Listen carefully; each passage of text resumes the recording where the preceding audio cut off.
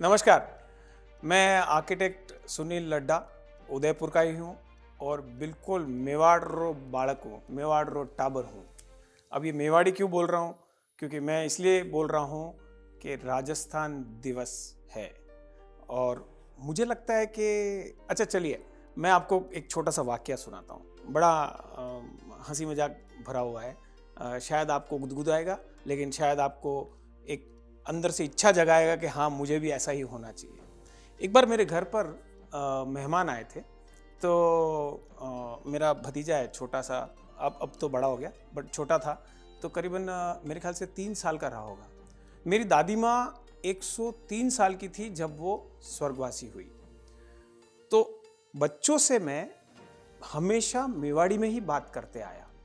भले दुनिया में हिंदी बोलता हूँ, इंग्लिश बोलता हूँ, मेवाड़ी भी बोलता हूँ, बहुत ज़्यादा मेवाड़ी भी बोलता हूँ। लेकिन बच्चों से घर में, और बच्चे सब हिंदी बोलते हैं, स्कूल जाते हैं तो हिंदी बोलते हैं और या इंग्लिश बोलते हैं, पर मेवाड़ी कोई नहीं बोलता। बट क्योंकि मेरी दादी माँ जिंदा थी, तो बच्चों ने, जब मैं उनसे मेवाड़ी में बात करता था तो उन्हें मेवाड़ी सीख गए। वो दादी माँ मेवाड़ी में बात करती थी तो सीख गए, और वो हिंदी में बोलते थे लेकिन दादी माँ मेवाड़ी में जवाब देती थी। मुझसे बच्चे आज भी हिंदी में बात करते हैं, जवाब देते हैं, लेकिन मैं मेवाड़ी में ही बोलता हूँ।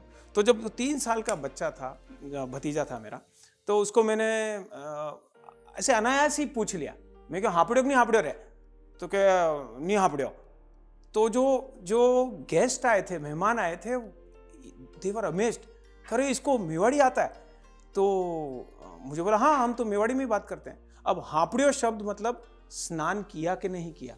अब ये वर्ड इतना कॉम्प्लिकेटेड लगता है, जो नहीं जानता है मेवाड़ी, जिसने आत्मसात नहीं किया मेवाड़ी को यहाँ रहते हुए, तो उन्हें नहीं समझ में आएगा। लेकिन वो जब बच्चा समझ गया तो मुझे बहुत खुशी हुई उस दिन कि हाँ, मेरे बच्चों में, मेरे मेरे परिवार में ये भाषा अभी तक जिंदा है और इसे मैं कंटिन्यू कर रहा हूँ।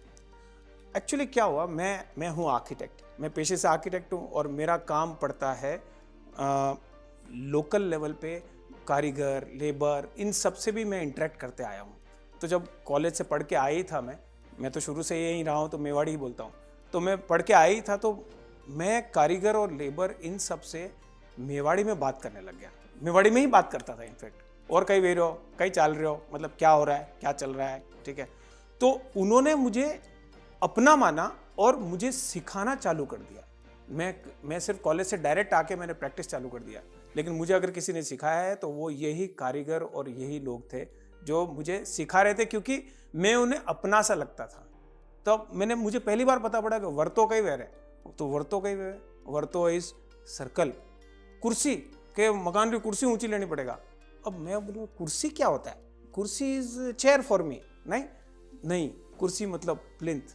कह रहे हो रांटो वे गई, दीवार थोड़ी रांटी वे गई, मतलब दीवार में वॉर्पिंग आ गया है, मतलब टेढ़ा नहीं हुआ है, वॉर्पिंग है। अब टेढ़ा और वॉर्पिंग का मेवाड़ी वर्ड अगर लेंगे, जो कि वॉर्पिंग का मेवाड़ी वर्ड है, वो है रांटा। मतलब टेढ़ा नहीं हुआ है, वो रांटा हो गया, मतलब वो डिफॉर्म हो गया है। अब ऐसे शब्दों को मैं कैसे सीखूंगा? तो मुझे क्योंकि मैं मेवाड़ी में बोलता हूं, तो मैं उनके डायरेक्ट दिल में जाके बैठ गया। ऐसा कहते हैं अंग्रेजी में कि if you want to win somebody's heart, then you have to be good cook, so it goes through your mouth. तो मैं बोलता हूँ जी हाँ, खाना आपको किसी के भी दिल में बैठने की जगह बना सकता है, लेकिन सबसे पहले ज़बान तो खोलेंगे ना आप।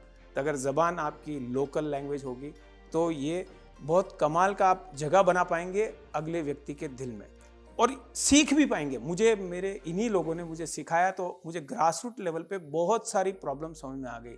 मैं अभी भी बोलता हूँ, चैलेंज के साथ बोलता हूँ कि आप, टेक्निकल बात कर रहा हूँ थोड़ी सी, कि एलिप्स अगर बनाना हो तो आप साइड पर, मौके पर एलिप्स नहीं बना सकते। एलिप्स मतलब हो गया अंडाकार। अंडाकार साइड पर बनाना बहुत मुश्किल है।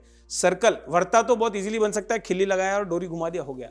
लेकिन एलिप्स बनाने के लिए आपको एक स्पेशल टेक्निक लगानी पड़ती है, और वो मुझे आती है क्योंकि मैंने भी कारीगर हिकायो है ना। हिकायो मतलब मुझे उन कारीगरों ने सिखाया है, और इसलिए क्योंकि मैंने राजस्थान की, हमारे मेवाड़ की लैंग्वेज को पकड़ के रखा।